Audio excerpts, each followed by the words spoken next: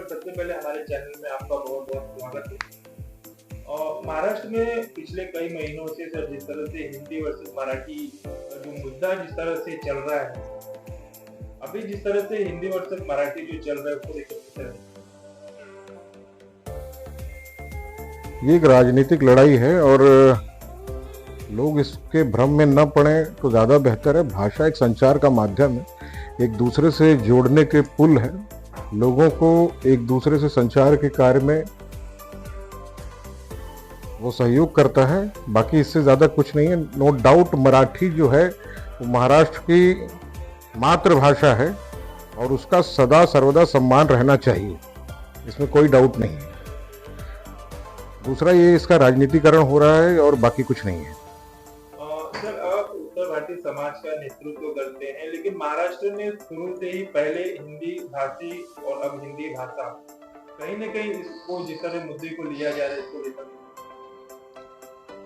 हिंदी भाषा देखिए, अभी आप अगर देखेंगे तो ऐसा तो है नहीं कि महाराष्ट्र में इससे पहले राजनीतिक कोई समीकरण था नहीं। अब आप बाल गंगाधर तिलक के समय पे देख लिए, उन्होंने तो हिंदी को एक ऐसा सूत्र बनाया कि लोगों को पूरे जैसे हमारे यहाँ पे 28 राज्य हैं, 8 केंद्र शासित हैं, तो उन लोगों को एक दूसरे से जोड़ने का काम करे। दादा साहब फाल्के को देख लो, ऐसा नहीं आज भी उनके नाम से पुरस्कार वितरण किया जाता है। तो ऐसा तो नहीं कि मराठी को लोग प्रमोट नहीं करते, मराठी को हम लोग भी प्रमोट करते हैं, ऐसी बात नहीं है।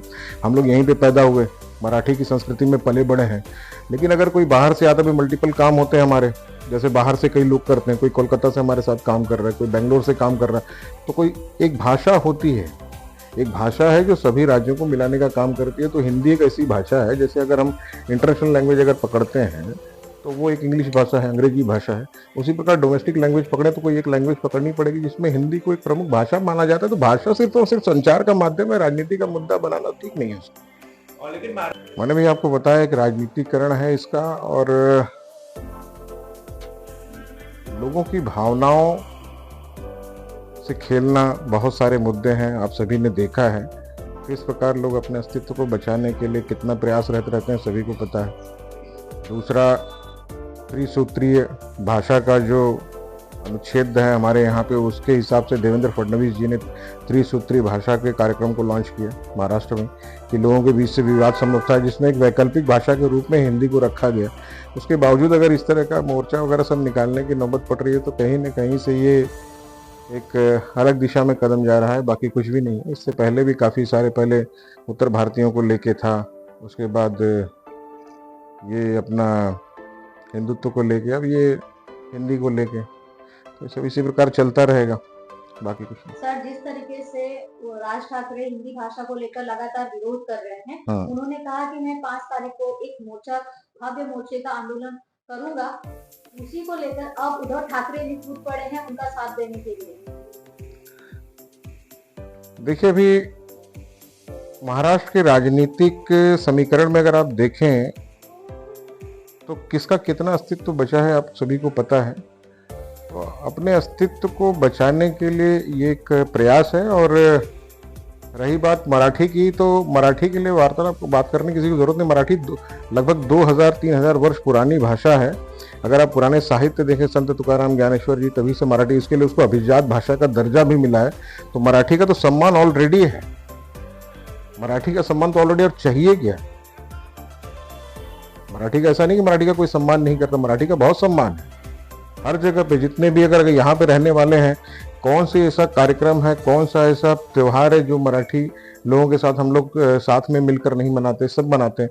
रही बात भाषा हिंदी की, तो एक समझना होगा सभी राज्यों को, एक कोई ऐसी भाषा जरूर बननी चाहिए जिससे लोग एक सूत्र में हर कोई एक दूसरे से संचार कर सके। अब जैसे मैं साउथ चला जाता हूँ, कर्नाटक जाऊँ, तो मैं कर्नाटक में तो नहीं बात कर पाऊंगा कर्नाटक की भाषा में। अगर मेरे को इंग्लिश बोलनी है तो इंटरनेशनल लेवल पे बोलूँ, मैं इंग्लिश भाषा को क्यों प्रमोट करूँ? भारत की एक भाषा है हिंदी, मुझे हिंदी को प्रमोट करना चाहिए।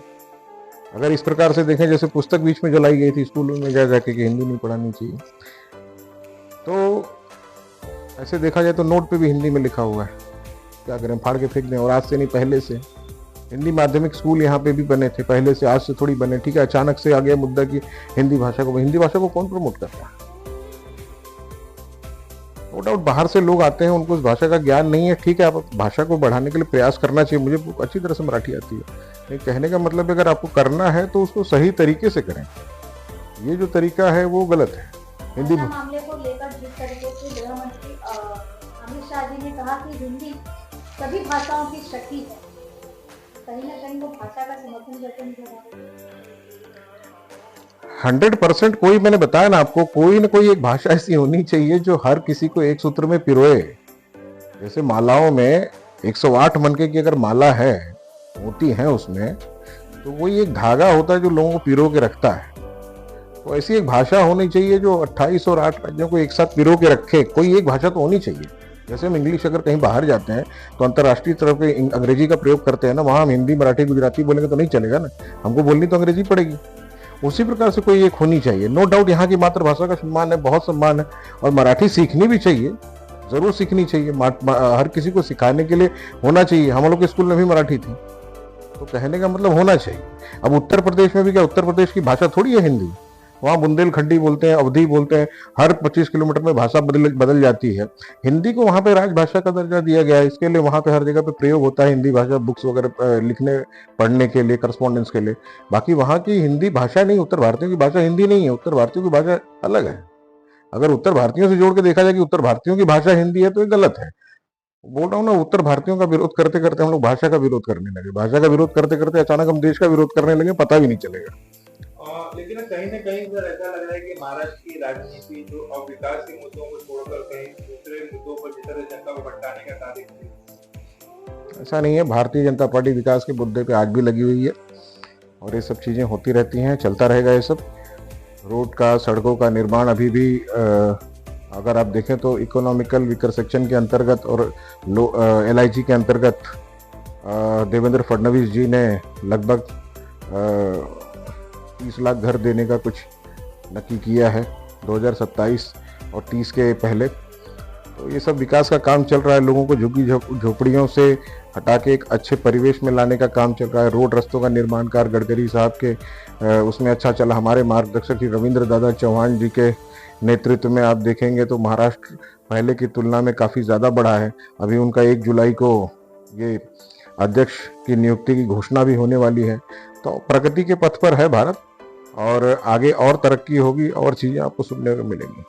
लेकिन मनसे जो मनसे प्रमुख राज ठाकरे शुरू से ही जिस तरह हिंदी भाषा को लेकर और भारतीयों को लेकर जिस तरह से निशाना बनाया है, आप भी एक हिंदी भाषी समाज का नेतृत्व करते हैं, हिंदी भाषा को लेकर आपकी आखिर प्रतिक्रिया क्या है?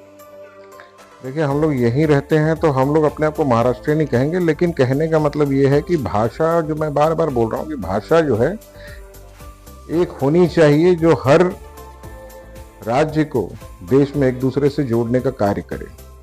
रही बात हिंदी भाषी, तो सम्मान सभी का होना चाहिए, चाहे वो हिंदी भाषी हो, चाहे वो बेंगलोर का हो, चाहे कर्नाटक का हो, चाहे पंजाब का हो, चाहे हरियाणा का हो, वो इसी देश का नागरिक है, कोई विदेश में नहीं जा रहा है।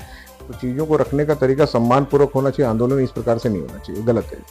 अच्छी बात है, दोनों जन अगर एक साथ आएंगे तो उनकी आपस की शक्ति बढ़ेगी, आना भी चाहिए। बहुत पहले से चल रहा है कि दोनों को साथ में आना चाहिए, साथ में मिलकर काम करना चाहिए। बाला साहब ठाकरे ने बहुत पहले कहा था कि कांग्रेस के साथ जाएंगे तो हम अपनी दुकान बंद कर देंगे, तो पहले से ही निकल जाना चाहिए था उनको, और साथ में आके काम करना चाहिए। दोनों भाई हैं, एक ही ब्लड है, साथ में रहना ही चाहिए। लेकिन पहले देखिए, कुछ मैंने बताया अभी, एक अनुच्छेद में लिखा है त्रिभाषा सूत्री कार्यक्रम, ठीक है, और ये संवेदनशील मुद्दा है। अब वो क्या है कि भाषा समझाते समझाते लोगों को कुछ और समझ में आने लगेगा।